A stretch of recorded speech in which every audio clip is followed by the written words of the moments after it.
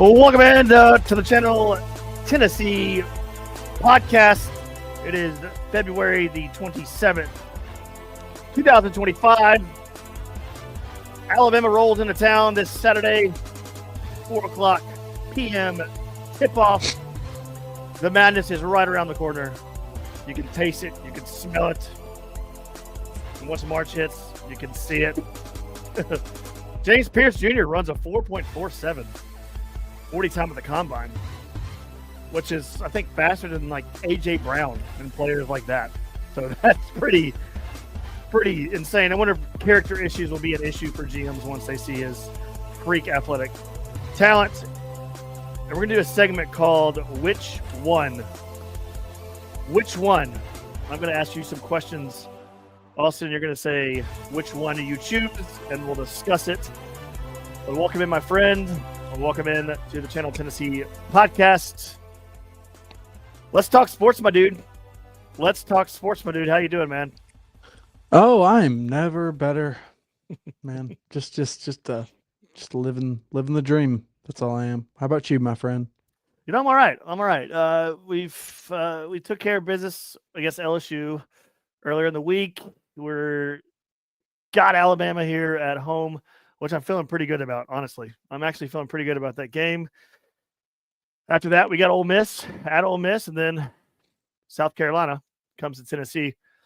So it's not looking too bad because Ole Miss seems to be kind of tripping up here a little bit, kind of slipping up here a little bit. Would you agree?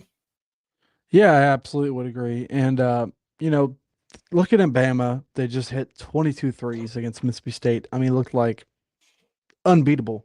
But KenPom and every other metric, or every other predictive metric, still says we should be a 7 or 8 point favorite in that game because they know that Tennessee has the single best defense in all of KenPom, and it's not even close. And I just that when Alabama will see a real defense, or at least I'm praying, hoping and praying when they see a real defense, they won't have a field day like they just had. And really, if you think about it, Barnes has had Nate Oates' number. I think he's won at least like 3 out of 4 against him. Something like that. It's something like that. But they roll into town. I expect Thompson Bowling. I really hope Thompson Bowling shows up this Saturday, 4 p.m. tip-off. Once again, they actually flexed the game. I'm pretty sure it was a night game, but they flexed it to 4, if I'm correct. Dickie V on the call. Dickie V on the call, so they flexed it. So they flexed it to earlier. I think it's his only third game of the year, third game in like the last few years. Mm-hmm. You know, it's funny because you hear him. It's not funny, but you hear him calling the games, and he had cancer and stuff like that, and you can tell he still sounds rough. But man, you can tell he wants to be out there so bad. I'm really glad he's back. I don't care what he sounds like because he is college basketball, man. He is. It's just he's college basketball, and it's fun to have him back. Yeah, of course. We all had those moments where we kind of had like that moment with him where you're just like, please stop talking, please, because he loves whoever is kicking the crap out of you. It feels like, and very much Kentucky and Duke, the Dukies. But he's a good man, and obviously we've all heard that story of how Rick Barnes has sent him a text once a week while he battled through all that. They had a very good relationship, and because our coach is a freaking saint, but unlike the coach at Alabama who lets accomplices to murder on his team because they're good at basketball. Wrong place, wrong time. I know. Let's hope Bama is in the wrong place at the wrong time this Saturday. That's all I can say. Because what does Tennessee have to do? Because I want to get into this question, and also in terms of March Madness, I want to propose a question. What does Tennessee got to do to beat Alabama and win the rest of their games down the stretch? I don't really care about the SEC tournament. It's, to me, I just don't care. I want to get to March already. I think that tournament's irrelevant as it showed last year and the year before. Just teams win. It doesn't really matter. They lose. It doesn't really matter. Seeding wise, it doesn't really matter. But what does Tennessee have to do to win out the stretch here? And second question, Austin, What needs to happen for Tennessee to make it to the Final Four, past the Sweet 16? What do they have to do in these final games and to make it past the Sweet 16? I got my answer. What is your answer?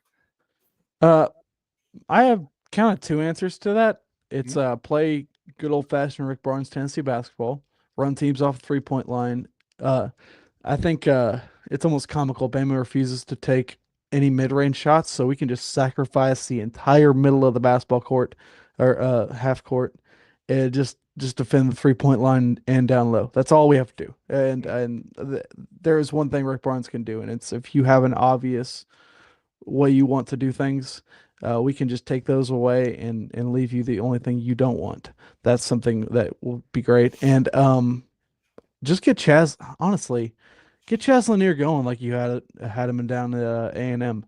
That guy, when he is on like he was on last Saturday, this team is basically unbeatable with the number one defense in the country.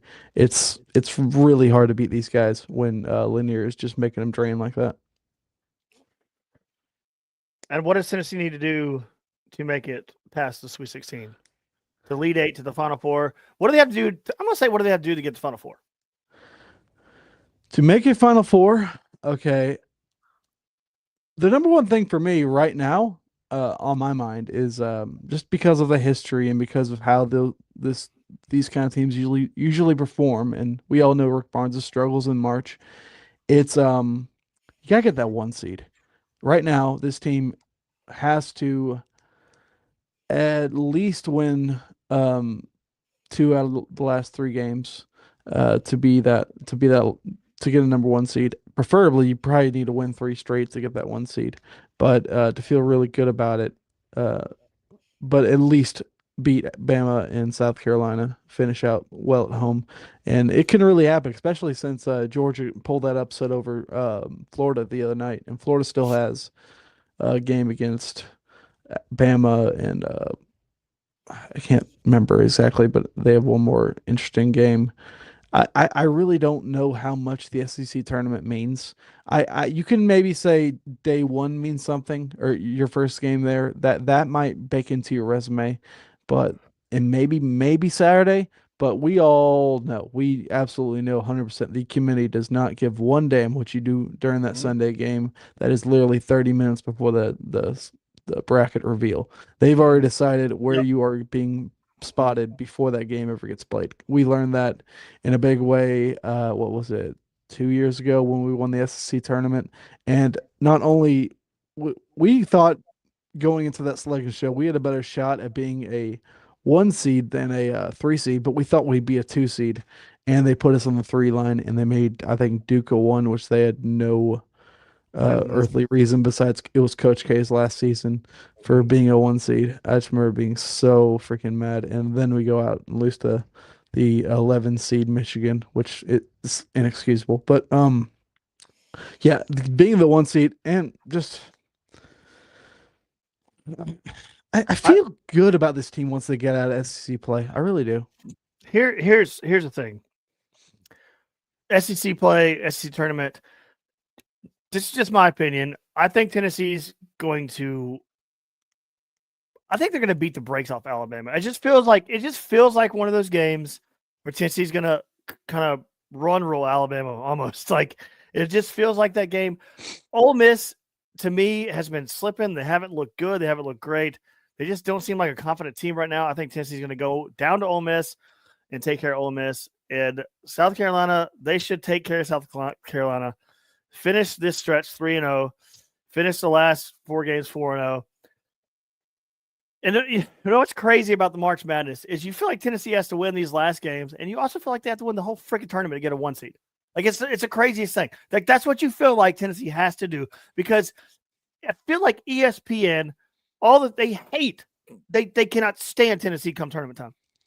They hate us. They refuse to say we're a number 1 seed. They just feels like what has to happen. Tennessee has to win every game until the tournament starts. It's the stupidest, the most weird, dumb thing. ever. It just always feels It, like that. it does, especially right now. I feel like Bama and Florida get so much more love than we do right now. And I Mhm. guess it's because like maybe aesthetically they're more fun to watch because they put up like Bama had what 120 points the other night. But Mhm. because they only take 2 seconds on every possession. And so there's way more possessions per game. And I mean there's no doubt that I'm not even going to say we should get as much attention as Auburn because Auburn is one of the best teams I've ever seen in the history of this conference. Yeah. But here's my biggest thing, though. I want to be a 1 seed so bad because that means there is not a shot in hell. That means I can 100% get to the Final Four without having to see Auburn or Duke. Mhm. And that's all I just want to make a Final Four. If we were a 1 seed last season in the Bama region, we would have gone to a Final Four. Everyone knows that.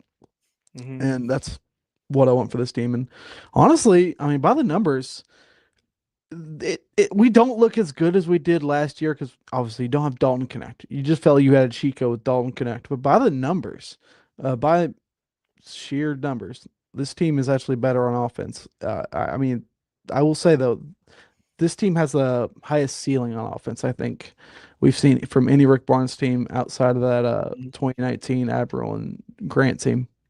Mhm. Yeah, yeah. To go back to the question, what needs to happen for Tennessee to make it past the Sweet 16 and the Elite Eight, the Final Four, and down the stretch?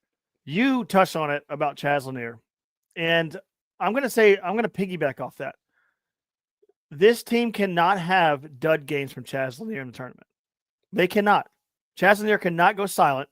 He cannot have a dud game. Tennessee cannot go on a scoring drought type of game. Zakai Ziegler, Chaz Lanier have got to show up in the tournament. Chaz Lanier needs to have those Texas A&M type performances in the tournament. Not every single game, but he needs to have more of those than not. Because when Chaz Lanier is on, that team is, like you said, it's unbeatable. With Mm-hmm. the defense they play and the offensive style they can play when Chaz Lanier is hitting those threes. Because when Chaz Lanier is hitting those threes, guess what starts to happen? Chaz Lanier starts to get doubled. And it leaves everything more open on the floor. And Zakai, if Zakai and Chaz can stay relatively hot in the tournament, that's how Tennessee can make it past the Sweet 16. Because Tennessee, on their way to the Sweet 16, they can win just on pure defense alone and just grinding people down and beating them. But once you get to that Sweet 16 mark, you cannot have dud games from Chaz Lanier. You cannot have dud games from Zakai. You cannot have the turnovers that we've been having from Zakai and all the other players. You've got to lock in and you've got to have those games from Chaz and you've got to have dominant performance from Zakai. You can't have dud games. And when Tennessee has a dud game in the tournament and they meet a hot shooting team, that's what gets them. And so Chaz cannot have dud games. He just can't. You can't afford it. You can't come off and just be cold. Because I feel like when those two dudes are cold, the whole team's cold. Would you agree? Oh my God, yeah. It does feel that way. Even though in some games it feels like sometimes we have somebody step up. I'll pull that. In some games it feels like we just have those guys step up. Mm-hmm. But another guy I want to shine light on is Gainey because I think I saw the number. I think we are undefeated when Gainey scores 12 or more points or something like that. Maybe it was 15 or more. But if he can just give you just a little bit more on offense, those are the games where we look unbeatable. I feel like where the games where we look kind of average versus the games where we look super elite. It's when Gainey gives that little extra push. Chaz gives you a 15 plus. Sakai gives you at least 12 plus, and you can put together maybe like a 85-point performance and get a nice win there. And I honestly feel good about this team in the tournament because a lot of people forget this, and it wasn't the most, it wasn't the toughest gauntlet ever or something, but we did go undefeated in non-con play, and we weren't very much challenged outside of the Illinois game. Um, so I think once we get away from playing teams from our conference, I think we'll see some more of those kind of games because right now everyone in this conference has the book on us and knows how to play us. And that's why you see some great games. Like that Auburn game was so good because we knew how to exactly play Auburn, they knew how to exactly play us, and that we've been doing that for years. Then that's why that was such a I mean, it was a 53-51 game, but it was so entertaining to see like those two coaches, Rick Barnes and Bruce Pearl, go at each other. It was kind of like old school, like Mike Krzyzewski, Dean Smith kind of matchup in Mhm. my head. Like, two coaches that know each other backwards and forwards and have seen each other for decades now and know every move in each other's book. And it's just those are just the rivalries you love. Um, Jordan, our friend Jordan Moore, that's on the podcast from time to time. He sent us a group text message earlier today or early in the week. He said something about Jamal Mashak if he hits a three. I can't remember the exact quote was, but like when he hits a three in every game, when he hits a three, Tennessee has not lost a game. It was something like that. Something along the lines when Jamal Mashak hits a three, Tennessee has not lost a game. I think he's very crucial on offense. And I don't think he gets enough opportunity on offense because when he pulls up for three, I don't like hold my breath. You know what I mean? When he pulls up for yeah, three, you're like, no, you're just not like, no. You're like, okay, we'll see what happens. And a lot of the time, he hits one of those shots late in the game. He did it against A&M. He did it against, I think, LSU too, where he hits a shot late, and it kind of just quiets the either the opponent or the crowd. He does it, and when he does do it, it's very effective, and it's usually late in the game too. Because it was a couple of games ago where he hit one in the corner, and then I think it was against A&M when he hit one from the side, not quite the corner between the point and the side, but he has that effect in a game because no one thinks he's going to shoot. But Duke can shoot. He can shoot. So I think that is another big factor moving towards the tournament well, is you think Jamal. of well, you think of like him hitting those shots. Not only is that you getting points from outside of everywhere else where you usually get points, that makes the defense really change how they're defending you. When he takes that three, it opens everything up for everyone else because that means they got to respect him on the perimeter, and that opens everything up the middle for more guys to find their way in space. It means they can't just like give him 10 yards of space anymore because that man's a real threat to put up a three. That has always I always wish like man has no one ever told him to really get working on his shot in the offseason because obviously he is the best defender in the Southeastern Conference, best defender in the country in my opinion. But if he could just mix his elite defense with good offense, I mean he would be maybe SEC Player of the Year material right there. He'd be one of the best players in the country. I wonder how much stock we put into his offense because there is something there. He has shows moments where he is a good shooter. He is good at attacking the rim, but he's very inconsistent with it.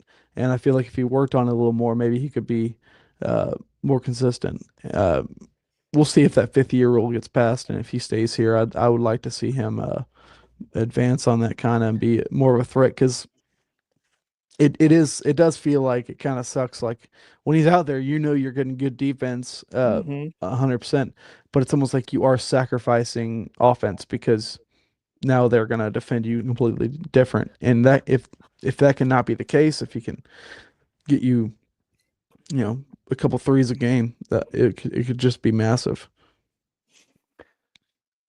What are your thoughts on Darling Stone Dubar? Because last game, again, I agree. That's kind of the overall sound when you mentioned his name. But last game against Texas A&M, he came in and did some really good things. He came in and had some. I don't know if you noticed his passing ability, but he made a pass. I think it was to Phillips. Correct me if I'm wrong, but he's like skipped a rock across a pond to Phillips and for a dunk. He like hit him on the back cut to the rim. Do you think Darlingstone Duvar can have an impact in March for us? Like, do you think at all?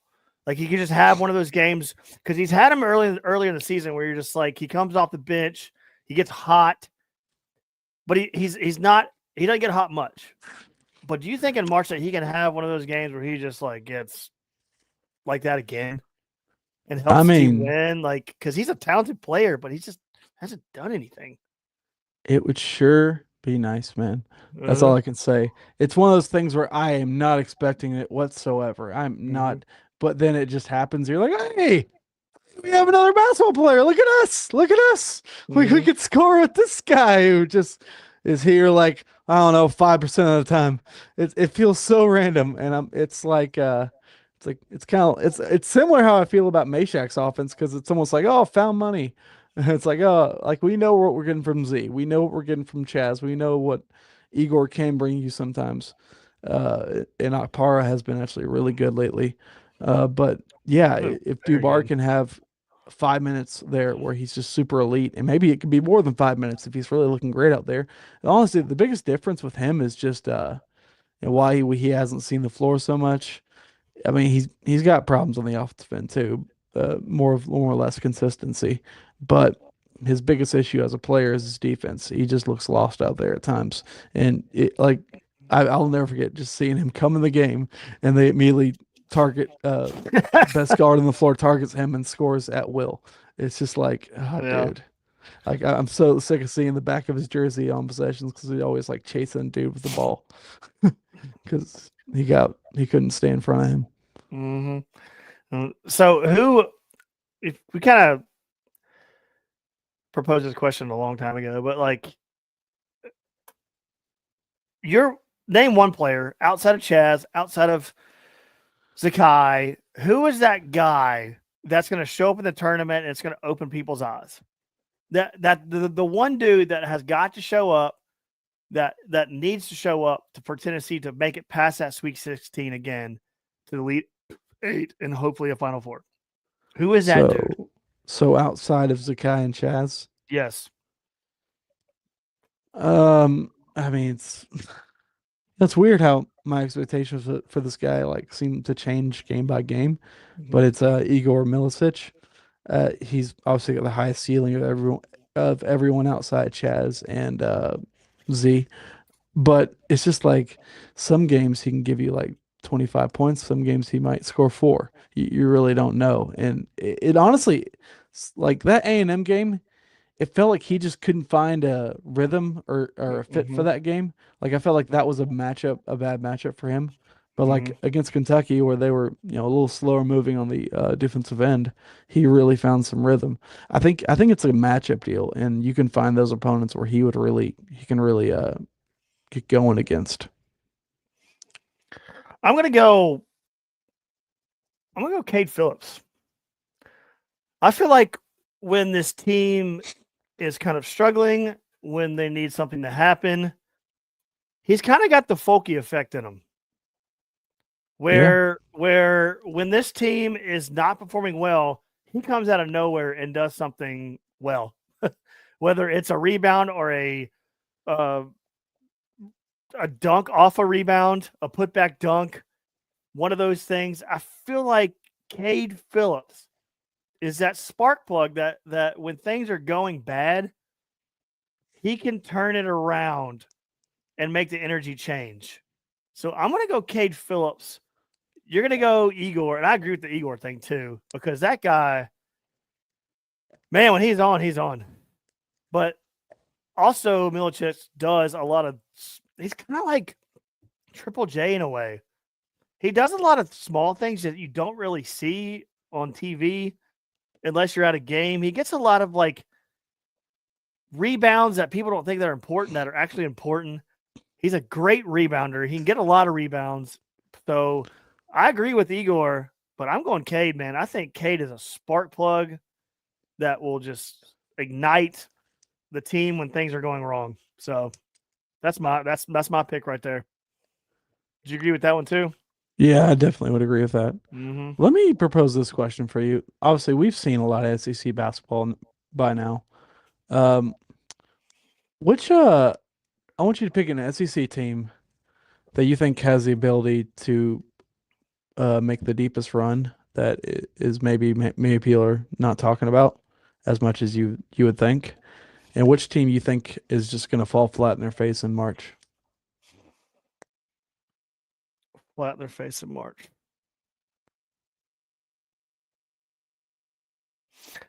I've got an answer for one that's going to be kind of like the upsetting team in the SEC, but it goes along with what the segment I want to call which one.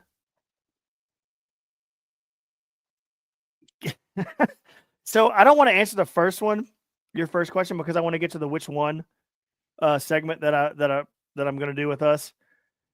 But the one that I think that can fall flat on their face, Florida. Yeah. I think they can fall flat on their face. I think they can get beat early. I really do. I think someone can beat them early. Because when they are off on shooting, they kind of remind me of Tennessee, but worse with the inefficiency on offense. Because on offense, they're either on or they are off. Like off. Because you saw against the other night against, Georgia, they were off. They just couldn't do anything. And they got down big. I mean, they came back with their offense, but it just wasn't enough. So I'm gonna go Florida, but I'm gonna save my first answer for what we're about to do here. We'll do it after this question. But Austin, give me yours. And with the Florida answer you gave, I can kind of see what you're saying, because here's the thing. Florida has these nights where they can't go on offense, and it can get kind of bad because unlike Tennessee, they don't have that defense to rely on. Their defense is okay, but their floor is really low. Like I think we saw their worst performance of the year in Knoxville. I mean, they scored 44 points. Their defense did okay, but we had 7 players available and 2 of our best starters out. So I kind of agree with that one, even though Randy's left us. If you're watching the live stream, I'm still gonna pretend like he's here. But the team, okay, if I'm gonna look at the top 8 of the SEC, which one of that top 8 could I just see falling absolutely flat in their face in a tourney game? I mean, I think it's kind of Kentucky, because yeah, they did sweep us. I mean, I got to give it to them there. They came out and played out of their minds, but Kentucky, the last 6 or 7 years, has been known for their tournament blunders, losing to St. Peter's, losing to Oakland. I mean, their best performance since this decade is making the second round, losing to Kansas State. So, and I feel like that, even though Mark Pope was the head coach, I feel like something about the past of that still lingers with his team. And also, I mean, they're kind of they're a little weird team. I'm really honestly still a little embarrassed we lost them twice, because I don't think they're that good.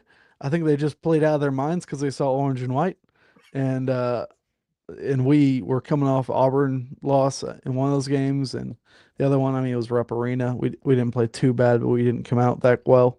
But yeah, I just don't. I could see them so much as like a 3 seed losing to an 11.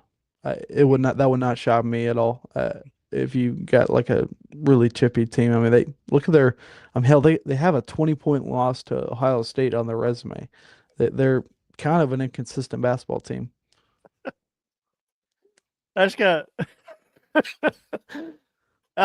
Angry Vol Mob in the comments is killing me. I left to go to the restroom, and he writes a comment. Rady has to perform newlywed duties.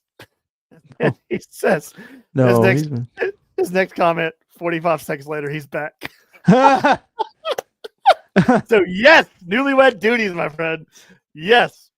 I already got that. That was funny. You made me laugh. It's a new record. Yeah, I want to see you do that live on a podcast, Angry Vol Mob. You won't be able to pull that off like I just did. He says, "Love you, Randy. Love you too, buddy." He didn't have to take his pants off. All right, but that transitions your 2 answers right there, Austin. That was really funny. Your 2 answers, Austin, are I'm going to transition into the which one segment, because your 2 answers are perfect for the which one segment we're doing. I'm going to give you 2 scenarios, and you're going to pick which one, okay? Two scenarios. One has three, but I'm going to give you two scenarios. And I'm going to give you give your take. I'm going to give my take. Which one happens first? Or just which one? Kentucky goes further in the tournament. Arkansas goes further in the tournament. Who goes further in the tournament? Arkansas or Kentucky? I really don't like either but it does seem like such a thing to happen that Calipari, you know, like I just see Kentucky fans falling flat in their face and just having to suffer through that. That just seems like it's gonna happen. I could just see it. I mean, yeah, I'll go with Arkansas. I don't know exactly why. I don't think Arkansas is that good. I mean, I think we'd beat them on any given night, but they are that kind of team that can really talent. beat. They got talent. They paid talent. They paid a lot for it. They got a lot of talent. The chicken man paid for. Well, including our former center who is getting more money than he'll ever see to play basketball. Basketball life, yeah. But to go off your question earlier, which one goes further in the tournament, or like in the SEC that can make a run? Mine was Arkansas. I said Florida would fall flat on their face. I think Arkansas could make that run because they do have the talent to do it. And all it does is take you one little time to get hot in March, and you're rolling down to the Elite Eight, Sweet 16. I think it's Arkansas that could kind of do that. So with that being said, who goes further, Kentucky or Arkansas? I'm going to go Arkansas. For that, your answer alone was the exact same answer as mine. I think Kentucky fans are going to fall flat on their face when Calipari goes further in the tournament than they do. They're going to have all the excuses in the world, and they're going to fall flat in their face. And I believe, just like you, but you said Kentucky, right? That's going to go further. No, you said Arkansas. I said Arkansas. Okay, so same here. Just out of, I mean, Kentucky's just such a weird team. Maybe they'll find some magic, but I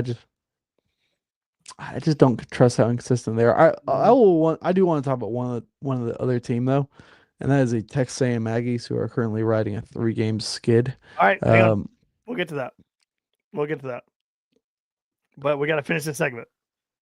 We're about to talk about the Aggies here in a minute. It's going to go along with one of these questions. Okay, it's 2 more questions away, and we'll get to the Aggies. All right, which one happens first? Rick Barnes makes the Final Four. Kim Caldwell makes the Elite Eight this year. Kim Caldwell, Elite Eight. Rick Barnes makes the Final Four. Which one is more likely to happen? Even though the Lady Vols, I think, got annihilated tonight. So, okay, if Tennessee beats Bama, and I think they will, and I think that means we're going to 1 seed. I'm gonna go Rick Barnes because here's the thing. The only time he's ever been a 1 seed is that's the only time he ever made a Final Four. And by the numbers, you're so likely to make a Final Four if you are a 1 seed. And this team has been undefeated in non-con play. They won't have to seed Duke or Auburn to get there. I think it might happen. Okay, I know it's been heartbroken, but hey, we're on a trajectory. The COVID year, where we played in front of no one. We went to the first round and lost. Okay. Year after that, we were a 3 seed and got upset in the second round. Okay, that's 1 step further. The next year, we lost the Kai, beat Lafayette, Louisiana, and then had a huge win over Duke when we were a 5-point underdog. Get to the Sweet 16. Then last year, we run through the first round, wherever the hell it was, I think Charlotte, and then we take down Creighton, and then we run into the Great Wall of, lose to Zach Edey. So by the numbers, we are taking 1 step each season. That means Final Four is this step. Hopefully that stays on track. I know that literally can't base that on anything really, but I like to believe it's something. Please make a Final Four, Tennessee, for the love of God. Oh my God, I really want to make a Final Four, y'all. Like, I don't think I've never cried at a sporting event in my life. I didn't cry at the Bama game. I didn't. I don't know. I've never really cried tears of joy. I don't know what tears. I've never gotten that. I It's cried. weird. It's weird. Mm, I cry tears of sadness. I don't cry tears of joy. I've never cried tears of joy. Um, but the only time I've ever cried at a sporting event was walking down the stairs of the Pistons arena after losing to Purdue because it dawns on you like how much basketball you've watched and mhm, that mhm, you've never seen a Final Four. mhm. Just like why the hell is this still going on? But So Tennessee has to make one. Please, the love of God. okay, so you're going off your instinct, or you're wanting to get there. Which one are you going off of? You're wanting to If get we're a one there. seed, it's instinct, Okay. and I mean just by the numbers, it should Mhm. happen. I'm going to go Kim Caldwell makes Elite Eight because Come on, Sater. no. Well, honestly, if they both happen, you'll be right. Yeah, I know.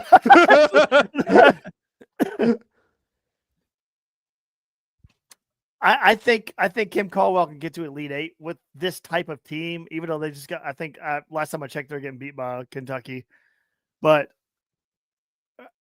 Kim Caldwell has a team of people that she just kind of glued together. That they kind of play the style that they don't give a damn. They just kind of go out there and just do it, and they're really good. They're I would not want to play them if I was anyone else in the tournament because they can sneak up on you. They can beat you. They're one of those sneaky teams that no one's really talking about. They're just they're the Lady Vols. Their offense is high powered. They can score a lot.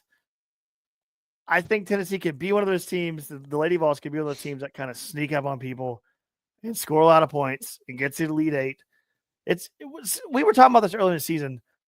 Kim, are they going to go far? Win it all? No. Are they fun? Fun to watch? Yes. Fun to watch means that they are upset queens, and they can upset some people. So I'm going to go Kim Caldwell Elite Eight because that team is really fun to watch when they are clicking. That team is really fun to watch. So I'm going to go Elite Eight Kim Caldwell because apparently I hate Rick Barnes' guts. So we're gonna go with that. All right. Moving on to the next question. Which one happens first? Tony goes back to Omaha. Josh Heupel makes the playoffs. Which one happens first? Well, I mean, they both could happen, but This season. I Which mean, one I happens think, first? I mean, I'm not gonna ever say Tony's not making Omaha, so I'm gonna go with Tony because I think the man might be in Omaha for like 10 straight years. Who the hell Mhm. knows? This is a tough one, but I'm gonna go the same. I'm gonna go Tony. Tony goes back to Omaha. I don't think the football team is going to. Football team is going to be like a top 15 to 20 team this year. I think they're going to be on the fringe of making the playoffs. I think they're going to take a little step back this year. I think it would like 9 games, something like that. I don't trust this upcoming season with some of the key pieces they lost on defense, which their defense kind of held them in games with a young quarterback and Nico. If Nico can take a step and Nico can be better than he was and be that guy, because you've seen it so many times in college football. Quarterback plays, everyone thinks he sucks. The next thing you know, he comes back, he's really good. You're like, oh, he learned a lot from one year to the gap to the next year. I I'm gonna go, dude. I'm gonna go. Tony makes Omaha. This team just looks so damn good. I know they haven't played anybody, but this team looks like the makeup of another Omaha-driven team. And I think too. Comments coming in. Tony back to Omaha. I agree as well. I think it. I just think Josh Heupel. I think this year they're going to take a little tiny step back, not a big step back, but they're going to be the fringe of the playoffs. They're gonna miss it. I mean, I would have had a tough time answering this question if you said Tennessee makes the national title game or in baseball.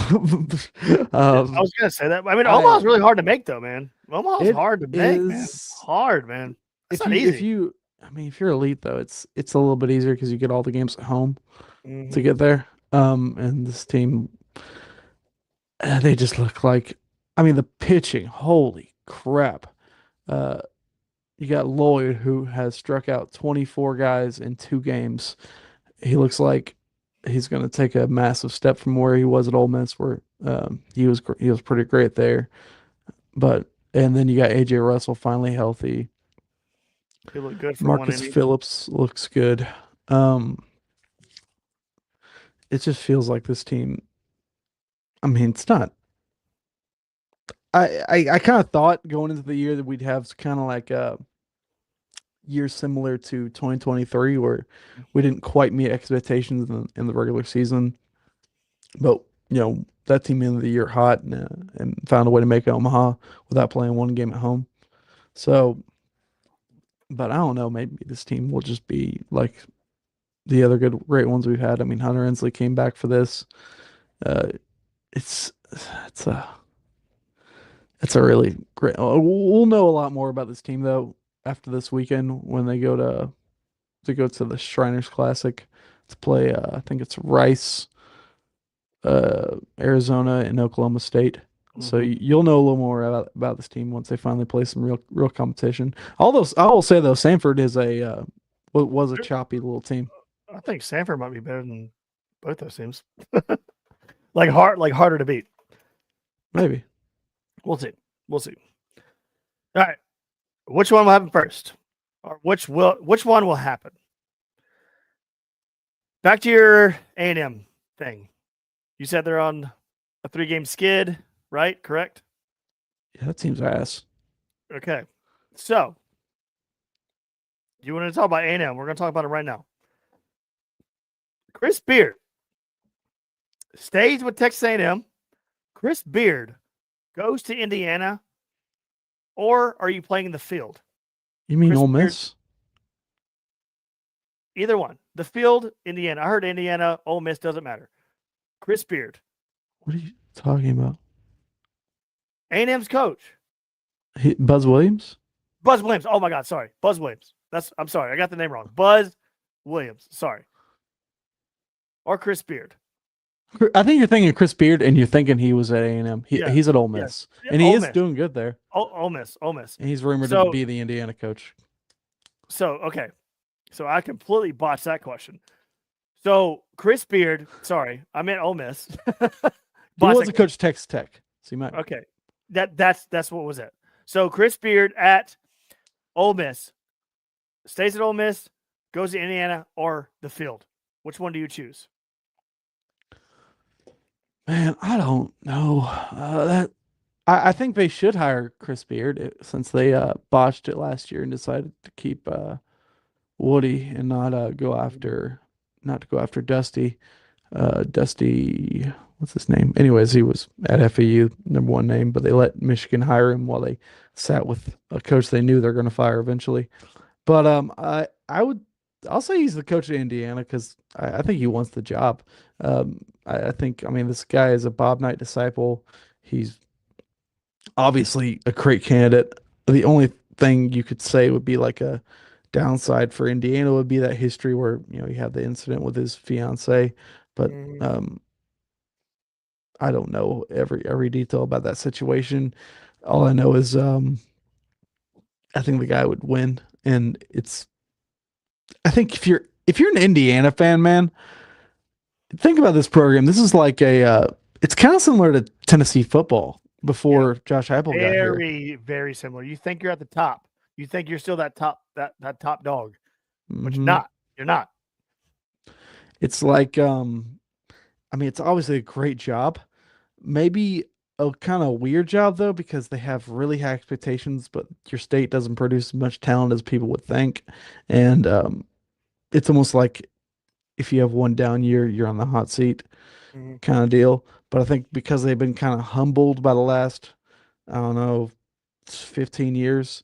I mean, I think they learned a lesson when they fired Tom Crean. So, and Archie Miller didn't work out there. So I think it would be a good fit. I mean, it's weird though. Chris Beard is a Bob Knight disciple, but he's a Bob Knight disciple at Texas Tech when Bob Knight was shunned out by the University of Indiana.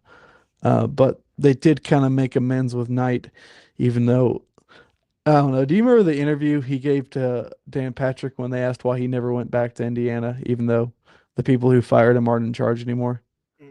Mm. He said, okay, I'm trying to remember this. He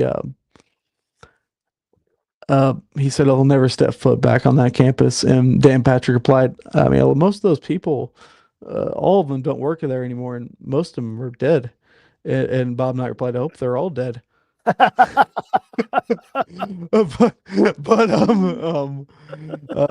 because God bless Bob Knight.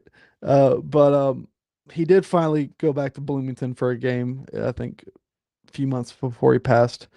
So and I think Bob Knight, I'm sure he's looking up from hell at us, and he, yeah, I think he'd be okay with Chris Beard taking that job. I do, but it'd be weird. So Chris Beard's lived his entire life in Texas, I believe. Outside of, well, I guess now he's in Mississippi, but that's outside of the South. So he is not a Midwest guy, so that's one thing that would be a little weird about that fit. But I think he would do great there. Good answers. Good answers. I botched that question, but good answers. All right. That wraps up which one. I want to do that more because I want to do the which ones. Which one would you choose? I think that's a cool little segment. I've never done it before, so I think I might do it again in an upcoming podcast. But let's transition to Tennessee football here for a little bit. James Pierce Jr. runs a 4.47 40 at the NFL Combine. They put up a graphic. I believe it was with Jalen Hurts, A.J. Brown, and Saquon Barkley. And the only person he was trailing by 0.7 of a tenth of a second or whatever was Saquon Barkley. Holy crap. So,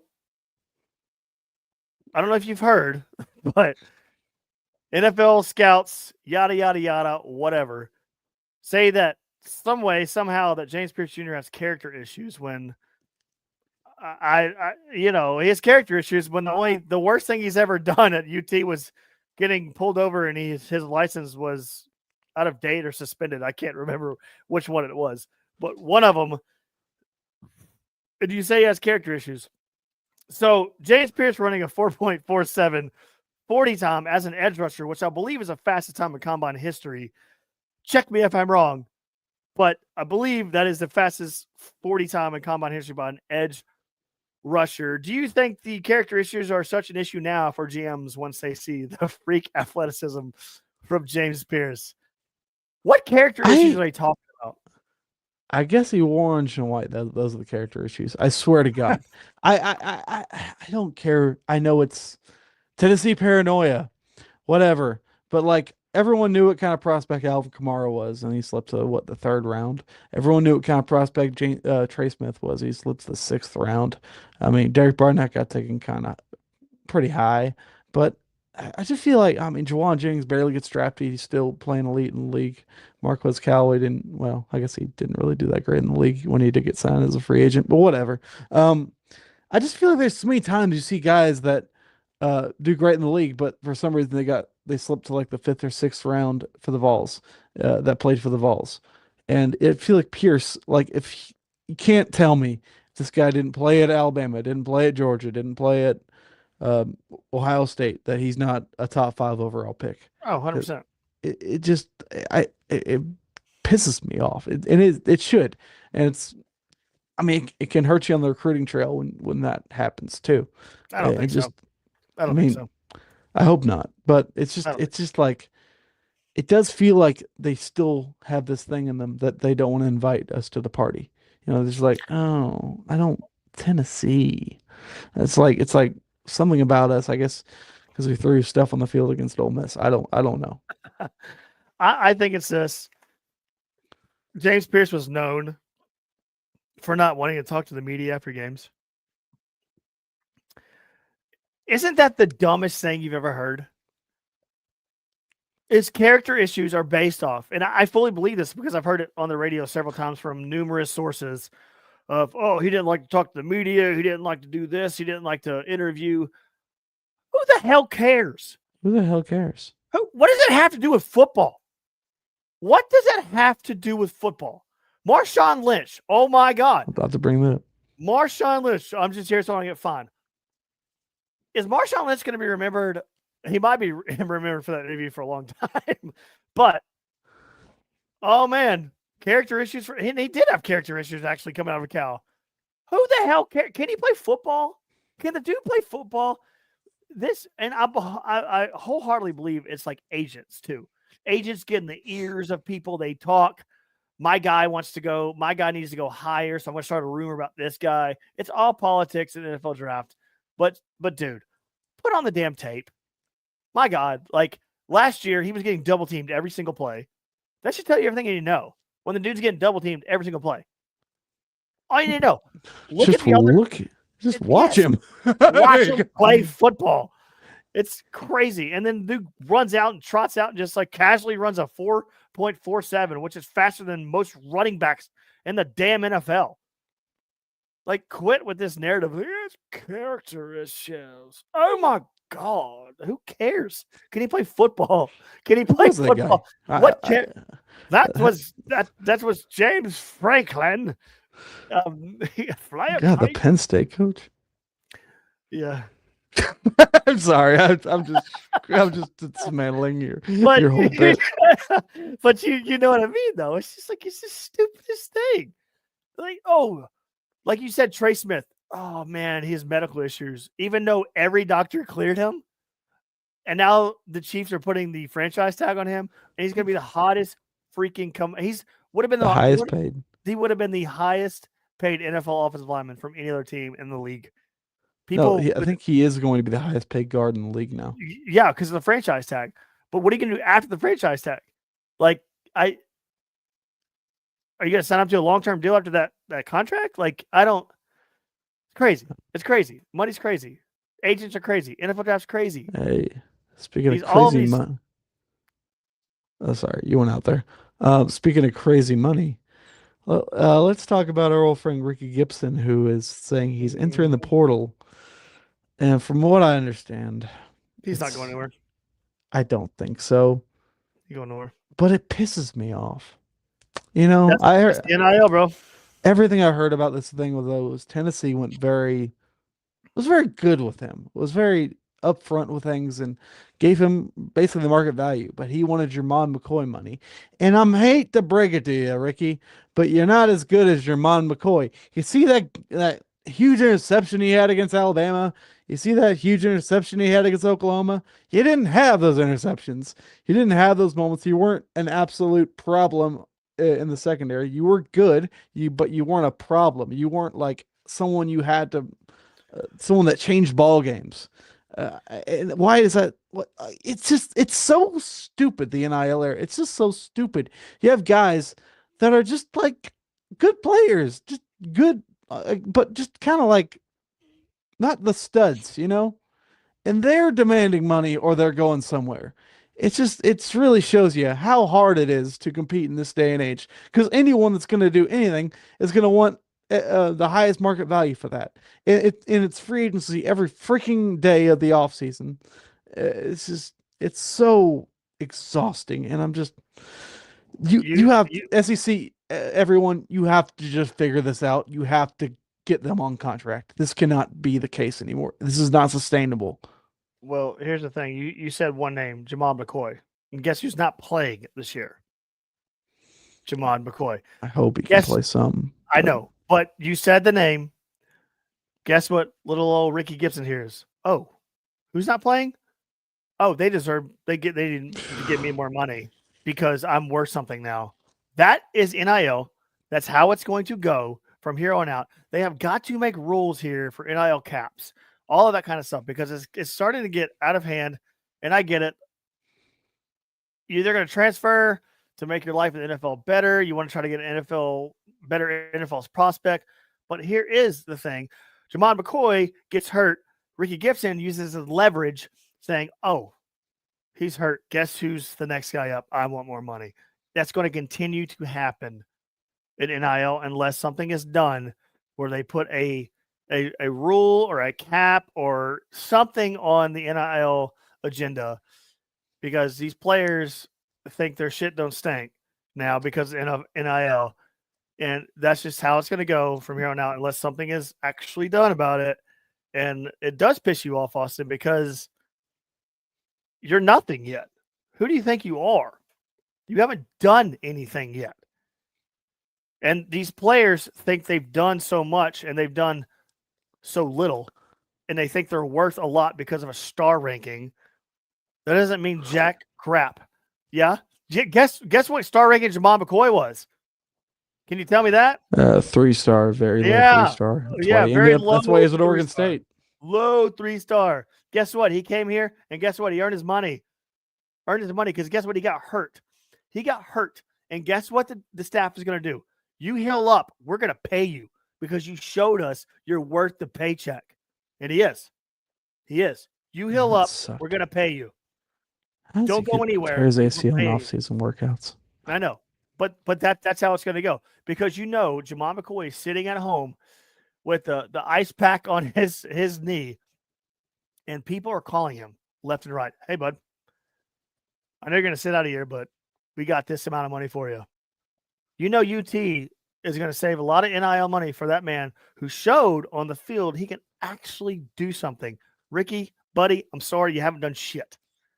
So don't get cocky.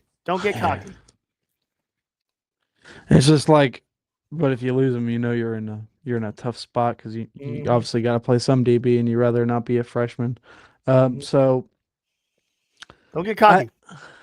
Do you think? Obviously, this defense. I mean, it may not be obvious, but this defense more than likely will take a step back. Do you think it's a big step back or a moderate step back?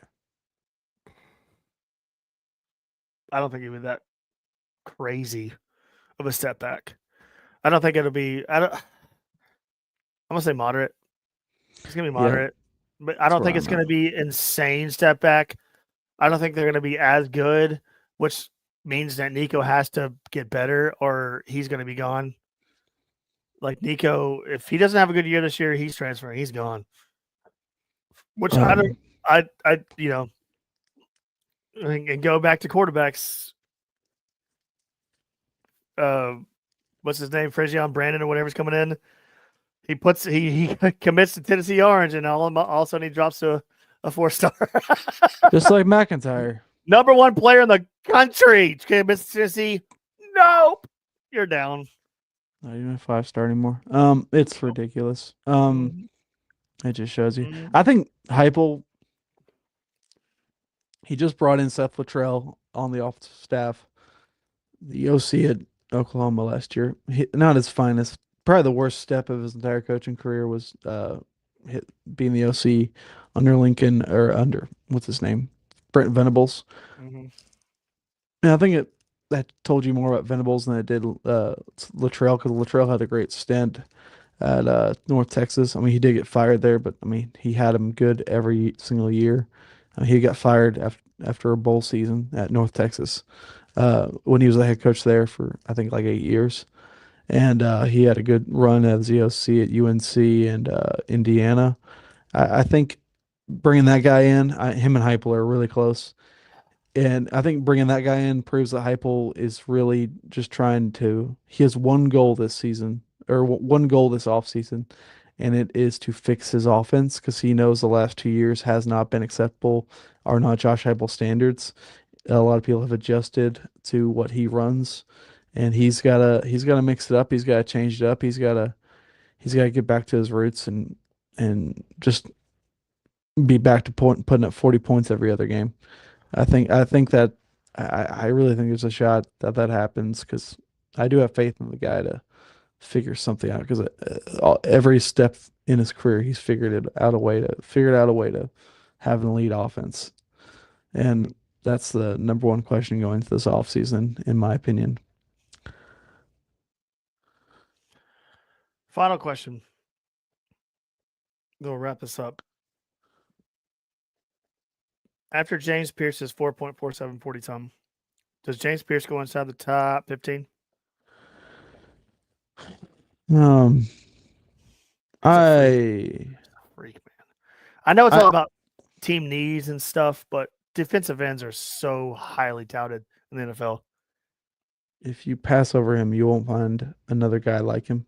So I'm gonna say yes. I hope there is at least one GM out there who can see through all the BS and see that he has a once in a lifetime kind of prospect at his feet, and will make the call and Mhm. make James Pierce the highest draft pick we've had since Derek Barnett. Yeah. Well, we'll see. And we'll talk more about the basketball game that's going to happen Saturday against Alabama. On Sunday night, we're trying to get back to regular program timing, but our schedules have been off. Yeah, we've had weird Out of stuff. town. We've been sick. Technical issues. Technical issues. We've been sick. We've been out of town. Man, it's been a cluster of craziness. But anyways, good podcast, man. We will we'll do it again next week, Sunday night after Sunday night. Tennessee's game against Alabama. I think Tennessee's gonna roll in there. Something 2 rolling. shows in 4 days. Look, that'd be like a record high for us. Soon will be full week shows, 7 days a week. Anyway, thanks for tuning in. Thanks for the comments. Sorry to get to all of your comments. But anyways, good night. Go Vols. God bless. We'll do it again Sunday night. Peace out, my friends. Peace out.